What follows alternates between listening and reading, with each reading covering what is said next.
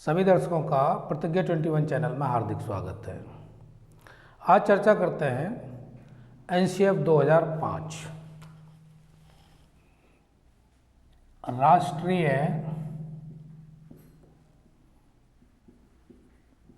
पाठ्यचर्या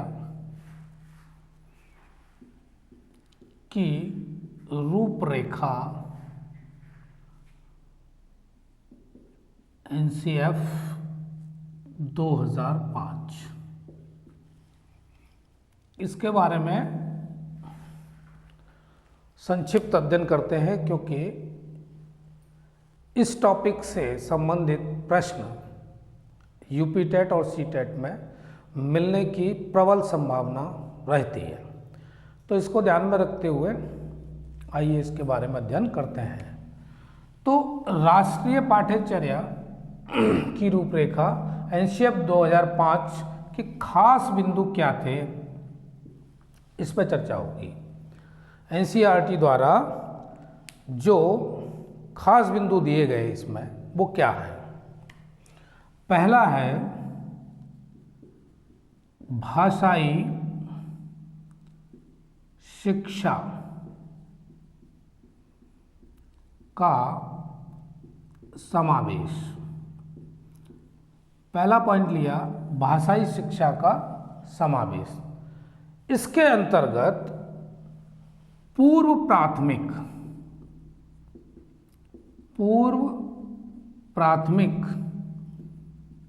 स्तर पर मातृभाषा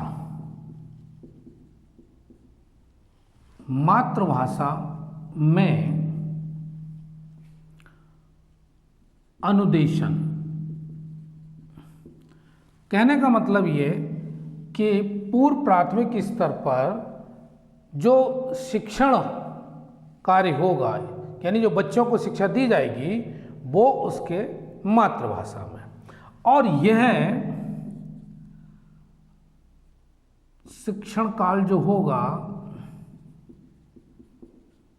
वो क्या होगा, 2 वर्ष तक। कहने का मतलब पूर्व प्राथमिक स्तर पर मातृभाषा में जो शिक्षण काल जो होगा वो 2 वर्ष का होगा, यानी 2 वर्ष तक मातृभाषा में शिक्षा देना अनिवार्य। ये पहला बिंदु है एनसीएफ 2005 का। उसके बाद आवश्यकता अनुसार अन्य विदेशी भाषाएं या अन्य भाषाएं का अध्ययन कराया जा सकता है। तो दूसरा पॉइंट पे लेते हैं। पहला पॉइंट समझ में आया। दूसरा पॉइंट अभिभावकों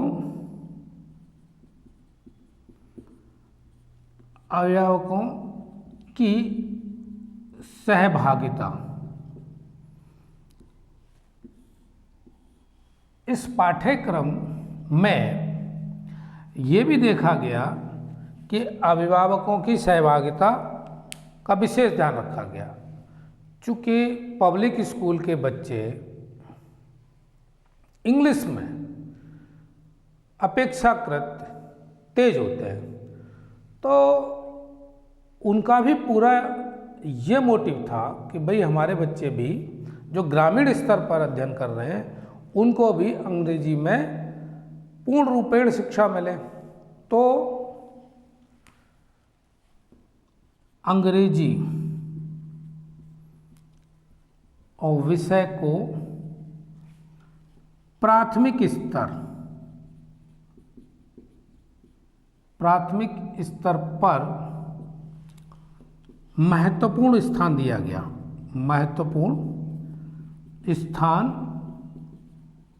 गया। अब एक बात समझ में ये आई कि पहला बिंदु था भाषाई शिक्षा का समावेश, इसमें हो गया मातृभाषा में भाई पूर्व प्राथमिक स्तर पर और शिक्षा देना अनिवार्य।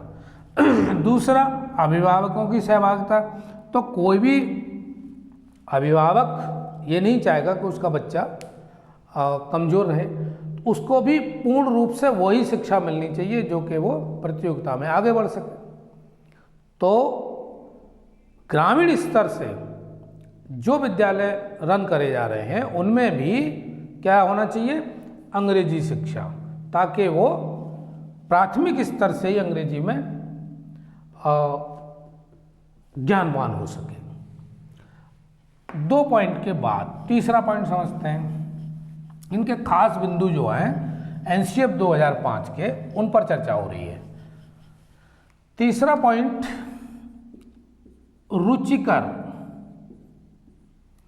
रुचिकर शिक्षा प्रणाली।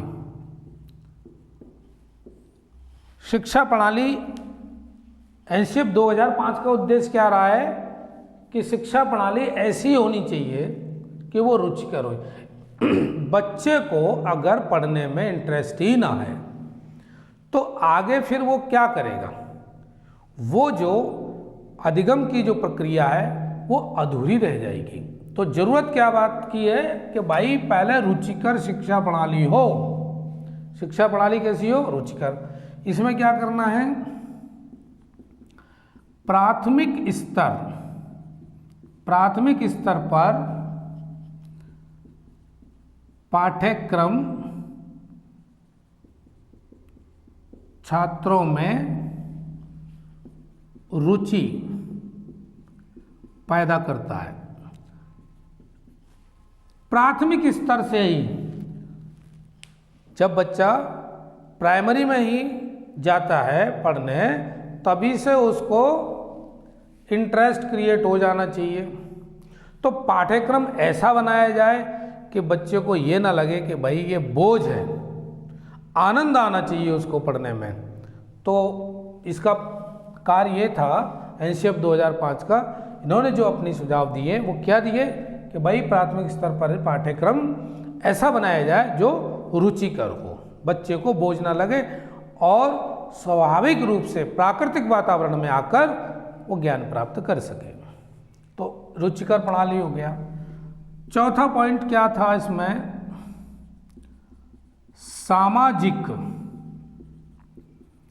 भावनाओं का समावेशन। सामाजिक भावनाओं का समावेशन। सामाजिक भावनाओं में क्या समझेंगे, पहली बात, पाठ्यक्रम में भारतीय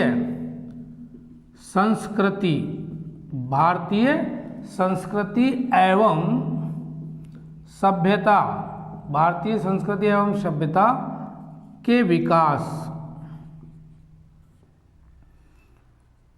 एवं संरक्षण को पूरा करना। कहने का मतलब ये है कि हमारे पाठ्यक्रम में ऐसे विषय होने चाहिए जो भारतीय संस्कृति एवं सभ्यता के विकास और संरक्षण को पूरा कर सके। तो इस बात का भी ध्यान रखा गया एनसीएफ 2005 में कि सामाजिक भावनाओं का समावेशन रहे। अब 4 पॉइंट के बाद अब लेते हैं 5वां पॉइंट। 5वें पॉइंट में क्या,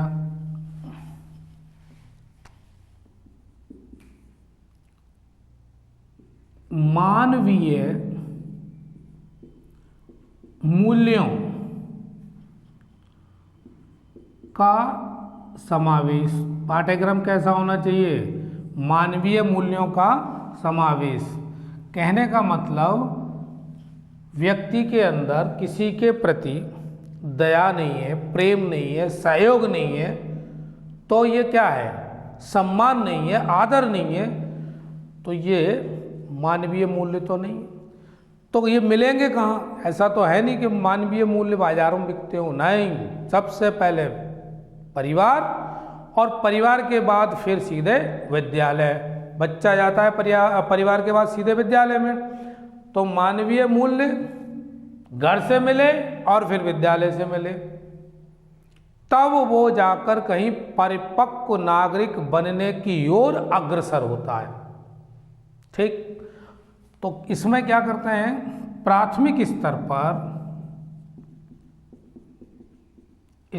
पर पाठ्यक्रम में कहानी एवं नैतिक शिक्षा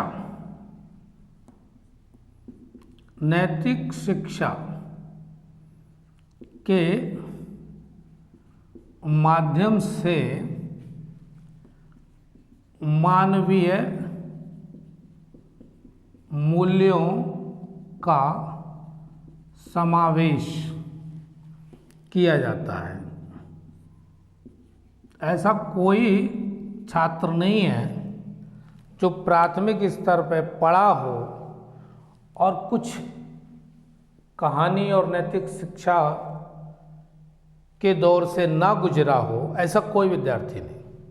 क्योंकि भारत में जो पाठ्यक्रम है प्रणाली, उसमें ये हमेशा से ही शामिल रहा है। लेकिन एनसीएफ 2005 ने विशेष रूप से इस बात का जोर दिया कि भाई प्राथमिक स्तर पर अगर मानवीय मूल्यों का विकास करना है तो यहीं से शुरुआत होनी चाहिए, शुरुआत यहीं से होनी चाहिए। ऐसा नहीं कि उच्च प्राथमिक स्तर पर हो ना, प्राथमिक स्तर से ही होना चाहिए। और ये तथा मानवीय मूल्यों के विकास का क्रम उच्च प्राथमिक स्तर के पाठ्यक्रम तक चलता है। भाई कितनी बढ़िया लाइन है कि मानवीय मूल्यों का विकास हम शुरू कर रहे हैं प्राथमिक स्तर से और उच्च प्राथमिक स्तर तक ये चलता रहता है। तब तक बच्चा इनको ठीक तरीके से समझ लेता है और उनका क्रियान्वयन करना भी सीख लेता है।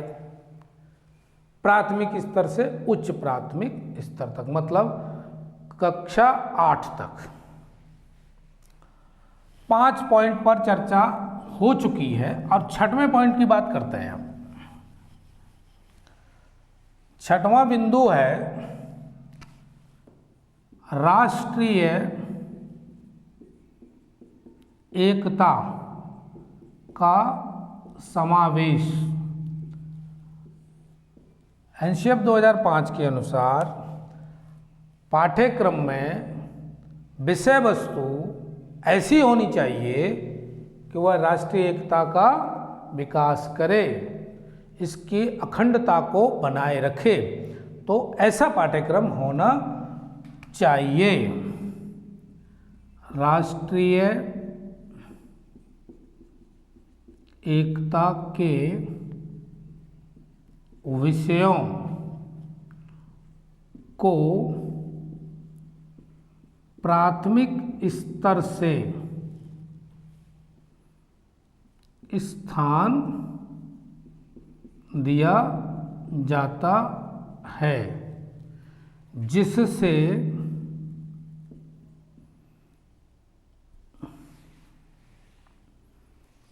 जिसमें हमारा समाज नामक विषय में पूर्ण स्थान प्रदान किया जाता है। ऐसे लिख लीजिए। कहने का मतलब कि हमारा समाज ये विषय में पूर्ण स्थान मिलता है। कैसे? हमारा परिवेश हुआ, हमारा समाज हुआ, ये हम प्राथमिक स्तर से ही बच्चों को पढ़ाना शुरू करते हैं ताकि उनके अंदर सहयोग और राष्ट्र के प्रति सम्मान की भावना बनी रहे। कहने का मतलब राष्ट्रीय एकता की भावना बनी रहे उनके अंदर। राष्ट्रीय एकता की भावना तब रहेगी जब उसके अंदर सहयोग की भावना होगी। पहले वह देश को अपना माने और फिर देशवासियों को अपना माने, तभी तो राष्ट्रीय एकता होगी, अन्यथा एकता की बात कहाँ से हो जाएगी। तो ये सिलेबस में प्राथमिक स्तर से ही 6 पॉइंट पे चर्चा हुई। अब बात करते हैं जी 7वें पॉइंट की। एनसीएफ 2005 क्या कहता है, बिना बोझ के अधिगम प्रक्रिया का समावेश। भाई बहुत ज़्यादा बोझ छात्र पर पड़ेगा तो वो कहाँ से पढ़ लेगा, यानी सिलेबस बहुत ज़्यादा हो जाएगा। अगर छोटा बच्चा है और बहुत ज़्यादा किताबों का बोझ लेके चल रहा है तो वो तो वैसे ही दब जाएगा, उसका शारीरिक मानसिक विकास दोनों रुक जाएंगे। तो कहने का मतलब एक ये भी हुआ कि बिना बोझ के अधिगम। बिना बोझ के अधिगम कैसे, इसको समझते हैं किस तरह से। पाठ्यक्रम संरचना में यह विचार किया गया कि छात्र पढ़ाई को बोझ न समझे। अब यहाँ बात क्या आ गई, पढ़ाई को बोझ न समझे, यानी पढ़ाई कैसी होनी चाहिए, रुचिकर। इंटरेस्ट अगर नहीं है तो वो नहीं पढ़ेगा, और अगर इंटरेस्ट है तो वो पढ़ेगा। और इंटरेस्ट पैदा करने के लिए प्रयास क्या होना चाहिए, बच्चे को बाल मनों के आधार पर उसके विषय उसको पढ़ने को दिए जाए और जो जीवन में उसके लिए उपयोगी भी सिद्ध हो सके। और रुचि, छात्र अपनी रुचि प्रदर्शित कर सके। अधिकांशतः देखने को मिलता है कि छात्र खेलने में बहुत ज़्यादा रुचि लेते हैं। क्यों? क्योंकि जो तनाव होता है वो तनाव बच्चे लेते ही नहीं पढ़ाई का, उन्हें तो आनंद किस चीज़ में आ रहा है, खेल में। अब करना क्या है, हमें उसको पढ़ाना है तो खेल में। प्रोवेल ने भी कहा था खेल में हमको शिक्षा देनी है। तो बच्चे की रुचि किस में, खेल में। और खाली पढ़ाई कराओगे तो बोझ समझेगा। तो ये बात जो कही गई है, बिना बोझ के अधिगम प्रक्रिया का समावेश, तो एनसीएफ 2005 भी कहता है कि भाई पाठ्यक्रम कैसा होना चाहिए, भाई बिना बोझ का होना चाहिए, इंटरेस्ट हो उसको। बेवजह किताबों का ढेर लगा हो, सुबह से शाम तक होमवर्क कर रहा है, करता ही चला जा रहा है, इधर कॉपी में उधर से उतार रहा है, उधर से इधर से उतार रहा है, समझ में कुछ आ नहीं रहा है। क्या है ये, इंटरेस्ट नहीं है। जितना पढ़े वो उसको मन लगा के पढ़े तो समझ में आएगा। आगे है पॉइंट 8वां नंबर का, सामान्य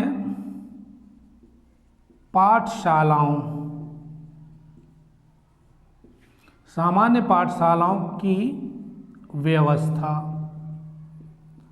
अब ये क्या होता है जी, इस पाठ्यक्रम के क्रियान्वित करने हेतु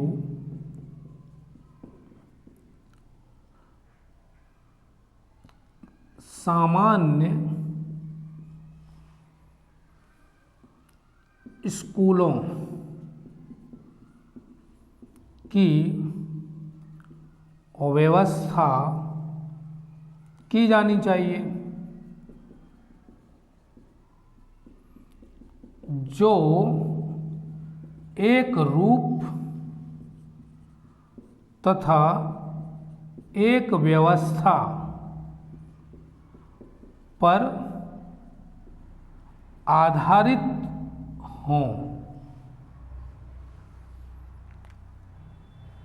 सामान्य पाठशाला यानी पूरे देश में एक रूप तथा एक व्यवस्था पर आधारित अगर विद्यालय हों तो फिर अंतर आने की संभावना ही नहीं है। पब्लिक स्कूल और सरकारी स्कूल इन दोनों में अंतर जो आज देखने को मिल रहा है वो बिल्कुल ख़त्म हो जाए।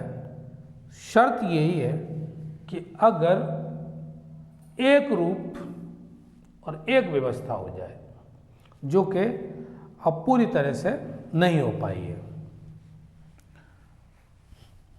8 पॉइंट के बारे में बात हुई, अब 9वां पॉइंट देखते हैं।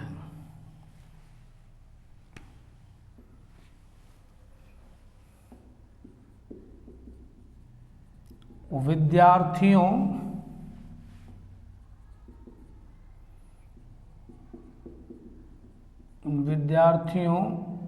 का स्वतंत्र विकास। स्वतंत्र विकास का मतलब यह है कि भाई उनको पूरी आज़ादी मिलनी चाहिए। किसको? सीखने में। कैसा? परीक्षा के बोझ से मुक्त। बालक ने देखा कि भाई परीक्षा होनी है, आधे तो परीक्षा के डर से ही भूल जाते हैं, परीक्षा का नाम ही है। तो एनसीएफ 2005 कहता है कि परीक्षा के बोझ से मुक्त। तो क्या है? प्रतिमाह परीक्षा ले लो, प्रतिमाह परीक्षा का प्रावधान, यानी जो परीक्षा है प्रतिमाह हो जाए तो बच्चे के दिमाग से जो परीक्षा रूपी भूत है ना उसका डर खत्म हो जाएगा। और जब पता है हर महीने यही परीक्षा देनी, ऐसा ही पेपर आता है, यही सवाल बनते हैं, कुछ कठिन कुछ सरल, तो उसकी हैबिट में आ गई, परीक्षा का डर खत्म।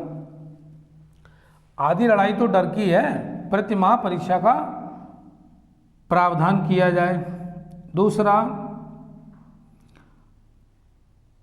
छात्र परीक्षा देने की रुचि विकसित कर सकें।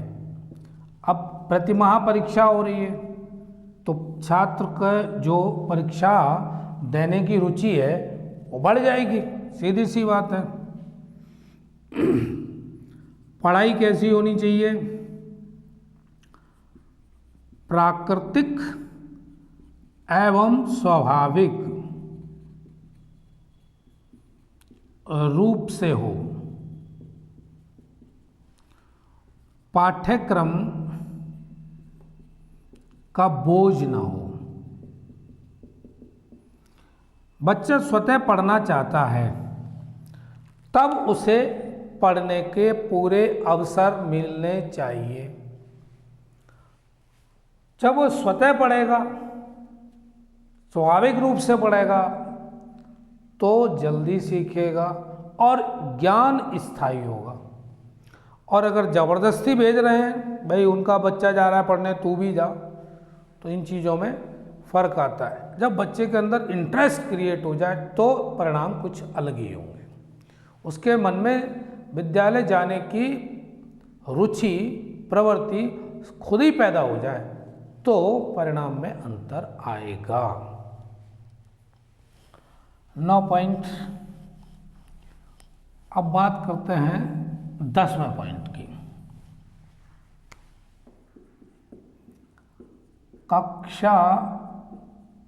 कक्ष प्रबंध पर विचार। अब कक्ष प्रबंध पर विचार, ये तो पॉइंट से ही समझ में आता है कि क्लासरूम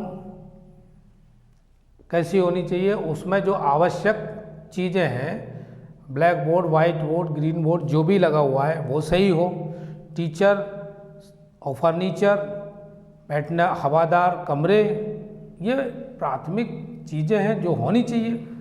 लेकिन उनमें सबसे ज़्यादा महत्वपूर्ण बात ये है कि जो अध्यापक हैं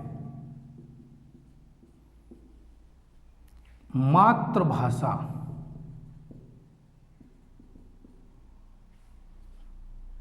शिक्षण हेतु चयन, जो अध्यापक है तो प्राथमिक स्तर पर बच्चों को किस में मातृभाषा में पढ़ाने के लिए पूर्ण रूपेण सक्षम हो, ये पहली ज़रूरत है। कक्ष प्रबंधन पॉइंट में अगर देखते हैं वो भौतिक चीज़ें हो जाती हैं, थोड़ा सा उनमें ऊंच नीच चलता है, लेकिन अगर अध्यापक का सही चयन नहीं है तो फिर अधिगम प्रक्रिया बाधित होगी। 11वां पॉइंट देखते हैं, धर्मनिरपेक्षता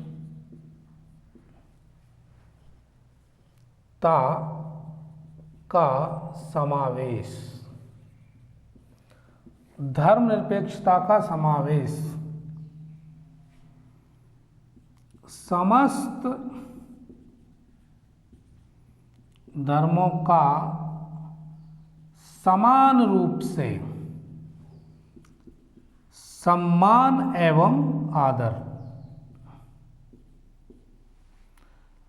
समस्त धर्मों का समान रूप से सम्मान एवं आदर, ये पाठ्यक्रम का मुख्य बिंदु है कि पाठ्यक्रम कैसा होना चाहिए जिसमें सभी धर्मों का आदर हो। विद्यार्थी का सर्वांगीण विकास तभी होगा, विद्यार्थियों का सर्वांगीण विकास कब होगा? जब सभी धर्मों का समान रूप से सम्मान एवं आदर हो। तो ये 11 मुख्य बिंदु थे जो एनसीएफ 2005 के, उसके बारे में मैंने आपसे चर्चा की।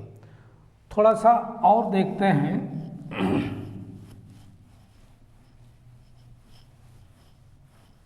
एनसीएफ 2005 के सिद्धांत। एनसीएफ 2005 के मुख्य सिद्धांत क्या थे? भाई कोई ना कोई सिद्धांत तो रहता ही है। पहला क्या है? सामाजिकता का सिद्धांत। भाई पाठ्यक्रम ऐसा होना चाहिए जो समाज के लिए सहयोगी हो, क्योंकि बच्चे पढ़ने के बाद समाज का एक हिस्सा बनेंगे, देश के विकास में उनका योगदान होगा। तो पाठ्यक्रम कैसा होना चाहिए? जो समाज का विकास कर सके। इसका मतलब ध्यान रखा जाए सामाजिकता का। तो पहली बात होगी सामाजिकता का सिद्धांत। दूसरा, संतुलित विकास का सिद्धांत। दूसरा सिद्धांत क्या है? संतुलित विकास का सिद्धांत। इसमें नैतिक एवं मानवीय मूल्यों का उचित स्थान, ये बहुत जरूरी है। नैतिक और मानवीय मूल्य, इनका होना अति आवश्यक है पाठ्यक्रम में, क्योंकि नैतिकता समाज में रहेगी तभी समाज का उत्थान होगा, अन्यथा तो जंगल राज हो जाएगा। तो इस बात का भी ध्यान रखा गया। तीसरा सिद्धांत इसका क्या था? उपयोगिता। उपयोगिता का सिद्धांत। अब मान लीजिए हम पर्यावरण पढ़ा रहे हैं, आपके पाठ्यक्रम में पर्यावरण है, गणित है, विज्ञान है, तो इनका क्या है, जीवन में उपयोग भी कर सकें। पढ़ाने का उद्देश्य क्या है, वो समाज में आएगा बालक, समाज का एक हिस्सा बनेगा, एक नागरिक बनेगा देश का। करना क्या है, इन सारी चीज़ों से उसको जूझना ही पड़ेगा। तो अगर पर्यावरण सीख के आ रहा है तो अपना इतना जागरूक तो रहेगा कि वृक्ष को ना काटें, पेड़ पौधे लगाएं, है ना, जीव जंतुओं का संरक्षण करें। ये ज्ञान उसको प्राथमिक स्तर से मिला है और जीवन के आखिरी पल तक वो इसका संरक्षण करेगा। ऐसे ही गणित है, गणित का उपयोग किस क्षेत्र में नहीं होता, सुबह से लेकर शाम तक गणित का प्रयोग होता है, विज्ञान का होता है। तो NCF 2005 का मुख्य सिद्धांत उपयोगिता का सिद्धांत, तो आप समझ ही गए होंगे कि जो पाठ्यक्रम में विषय पढ़ाए जाएं उनका जीवन में अतिशय उपयोग हो और वो युक्ति भी उसको सिखाई जाए जिससे वो उनका उपयोग कर सके। चौथा, रुचि का सिद्धांत। जाहिर सी बात है, पाठ्यक्रम में वो सारे विषय सब रखे जाएं जो विषय वस्तु कैसी होनी चाहिए, रुचिकर होनी चाहिए। पांचवा, समायोजन का सिद्धांत। समायोजन का सिद्धांत